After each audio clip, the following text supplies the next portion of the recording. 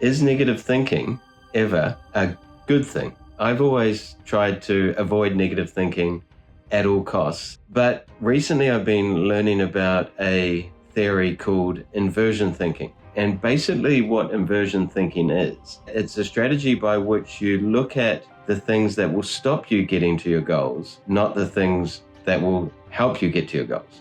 And basically the theory is that if you focus on the things that are going to derail you from achieving your goals, so basically the threats to your goals, by focusing on those things, you stay on the road to success, right? You stay on the road to your goals. And it's interesting because it got me thinking that, okay, well, this is kind of the opposite of what I've always done, because I've always been thinking you must focus on the positive things that will bring you to your goals, not the things that you want to avoid. But as I've explored this concept of inversion thinking and focusing on the negatives, it did make me realize that there is a powerful use to this focusing on the negative. And what that is in driving the initial change in behavior to move you toward your goals. The reason for that is that focusing on the negatives or focusing on threats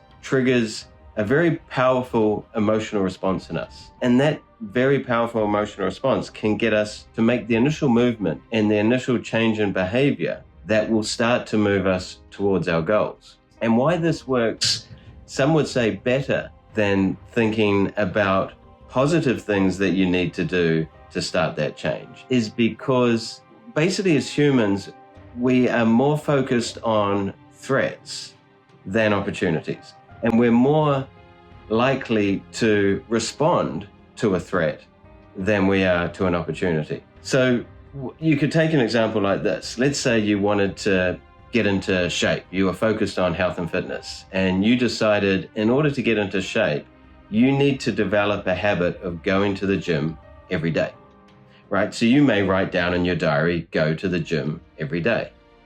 Now, another way to write that, which would be in the negative and essentially applying the theory of inversion thinking, is to say, if I don't go to the gym every day, I won't reach my goal, right? So I won't reach my health and fitness goal. And you might write that down in your diary. If I don't go to the gym every day, or if I miss a day at the gym, I won't reach my goal. Now, when you think about it like that, you realize that the act of not going to the gym every day is going to take something away from you. It's essentially a threat.